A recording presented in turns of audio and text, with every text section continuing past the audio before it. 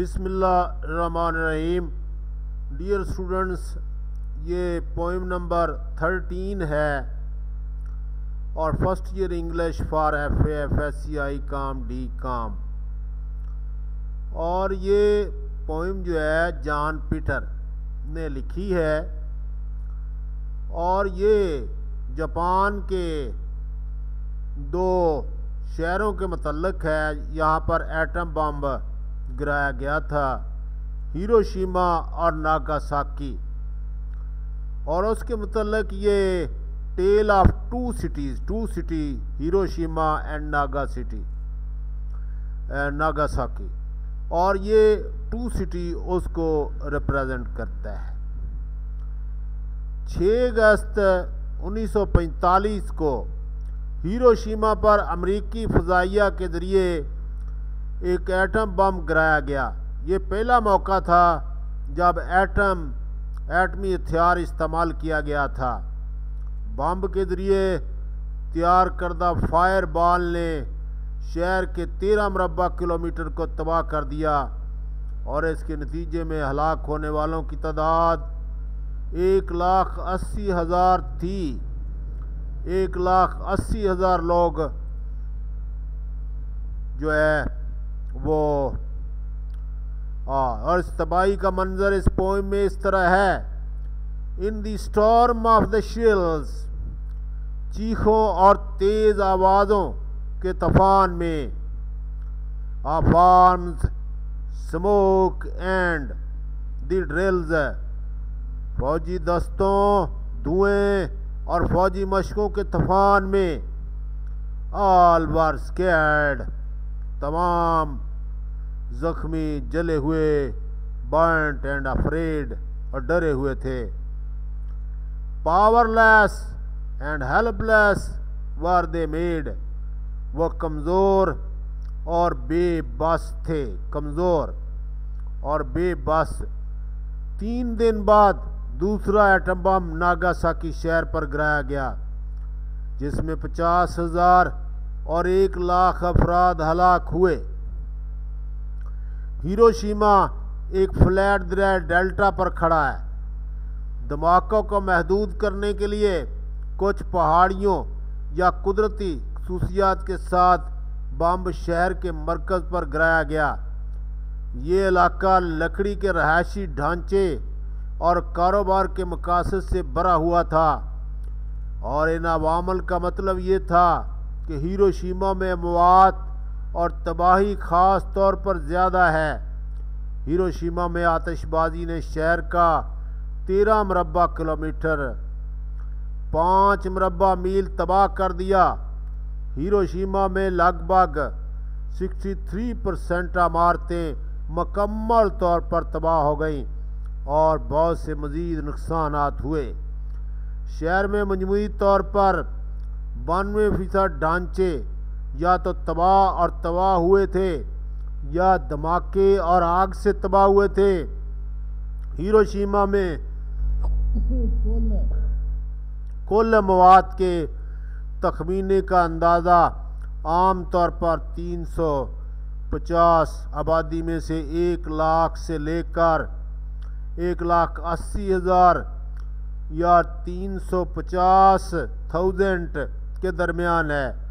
इसके बाद के दिनों और महीनों में दसियों हज़ारों और अफराद जो है फौत हो चुके हैं।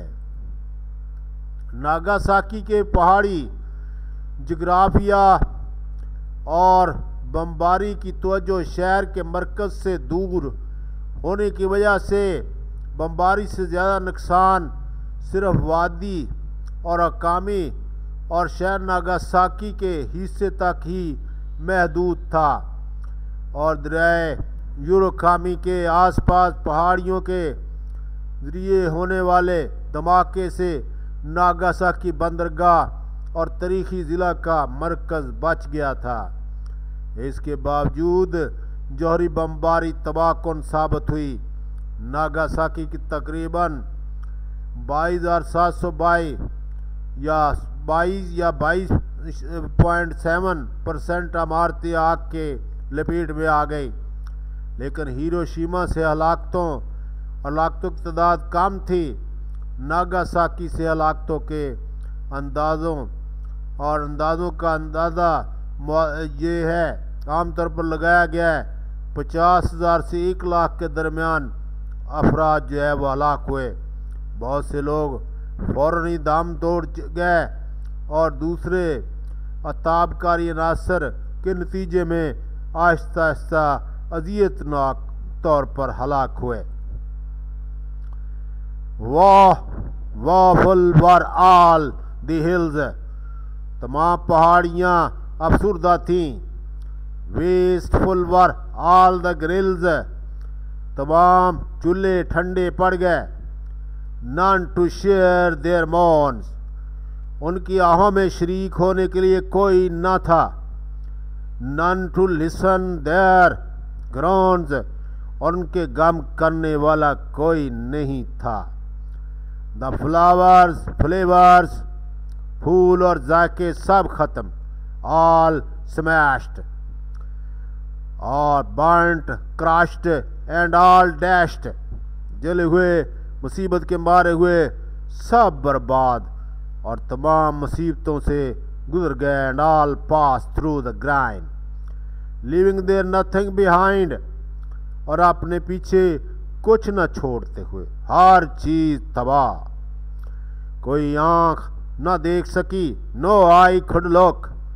द एक्सप्लोजन दैट टुक, वो धमाका जिसके नतीजे ने 2 अजमतों की हयात और इन द मोमेंट ऑफ फुरीज, और तैश के लम्हात में सब कुछ तबाह कर दिया, सब कुछ तबाह। और all was done by a nation, वो एक कौम ने किया जिसने अपने वैशी जज्बात में इंसानी हकूक़ की परवाह न की और ना ही मुल्क लड़ाइयों से बचाया। Who in her wild fine care not for the human rights nor saved them from the deadly fights, but how much great were they, लेकिन वो कितने अजीम थे। Who bore the pains of black day, जिन्होंने स्याह दिन की मुसीबतें बर्दाश्त की। Ashes are not merely the waste, और वो राख महज ज़ायाशुदा नहीं होती। They can really create the great, वो वाकई बहुत अजीम कुव्वतों को जन्म दे सकती है। Ashes, इस पोइम का थीम कुछ इस तरह है। The people of 2 cities of Japan pass through the cruellest period of their lives when the atom bombs burst and destroy the glory of their culture and civilization, और Japan के दोनों शहरों के लोग इस अपने जुल्म के, इंतहाई जुल्म के पीरियड के दौरान जिंदा रहे। और जब एटम बम जो है फटा और इसने तमाम अजमत, कल्चर और सिविलाइजेशन को तबाह कर दिया। They suffered all the pains pangs, और वह तमाम मुसीबतों दुखों में मुब्तला रहे। पेशेंटली एंड बोल्डली, और उन्होंने बर्दाश्त की बहादुरी और जुर्रत के साथ। And did not lose heart, और दिल नहीं हारा। They with their great will, अपने मजबूत इरादे एंड डिटर्मिनेशन, पुख्ता इरादे के साथ again rose to the heights as economic power from the ashes, एक बहुत बड़ी माशी ताकत बनकर जापान पूरी दुनिया के सामने आया। और उस खाक के ढेर से उन्होंने दोबारा अपने मुल्क को तामीर किया। ये डियर स्टूडेंट कुछ सवालात हैं और बहुत ही अहम और इम्पॉर्टेंट सवालात इनमें से अक्सर इम्तहान में आ चुके हैं। Why did the people look powerless and helpless, और लोग बेबस और बेख्तियार क्यों नजर आ रहे थे।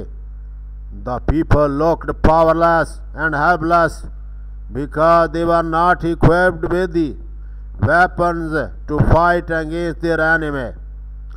क्योंकि लोग बेइख्तियार, बेताकते और बेयार मददगार नजर आ रहे थे, क्योंकि उनके पास आलात नहीं थे अपने दुश्मन के मुकाबला करने के लिए और लड़ने के लिए. Describe the circumstances the victims had to pass through. और हालात को बयान कीजिए जिसमें से वो बेचारे जो शिकार हुए इन हालात के वो गुजरे. The victims had to face miserable circumstances. बहुत ही बुरे हालात का सामना करना पड़ा जो शिकार हुए इस बुरे हालात के. They were badly injured and burnt. जल गए बड़ी बुरी तरह, जख्मी हुए. There was no one to help them. कोई भी नहीं था उनकी मदद करने के लिए. They were in the midst of these natural objects that had lost their charm and beauty. वो उनके फितरत के उन चीज़ों के दरमियान थे जिन्होंने अपने हुस्न और अपने चार्म और को खो दिया था, अपनी खूबसूरती को खो दिया. Describe the scene of the devastation. ये दोनों शहरों के अंदर जो तबाही हुई उसको ज़रा बयान कीजिए. The whole atmosphere was filled with cries of innocent people. तमाम माहौल भरा हुआ था मासूम लोगों की आओ पकार से. हु वर वोंडेड, बर्न्ड, जो जल गए, जख्मी हुए, एंड अफ्रेड, डरे हुए थे. It killed unaccountable innocent people. और गिनती नहीं की जा सकती इतने मासूम लोग मरे. The flowers and other natural objects, फूल और दूसरे कुदरती चीज़ें, वर क्रश्ड, वो तबाह हो गई. विच लॉस देयर ब्यूटी, और उन्होंने अपना हुस्न खो दिया. उन्होंने अपना हुस्न खो दिया. What is the moral lesson of the poem. इस पोएम का मॉरल लेसन क्या है? The moral lesson of the poem is that war should be avoided. बचना चाहिए जंग से. इन ऑल सर्कमस्टांस, तमाम हालात के तहत. It is not a solution of any problem. ये किसी मसले का हल नहीं है.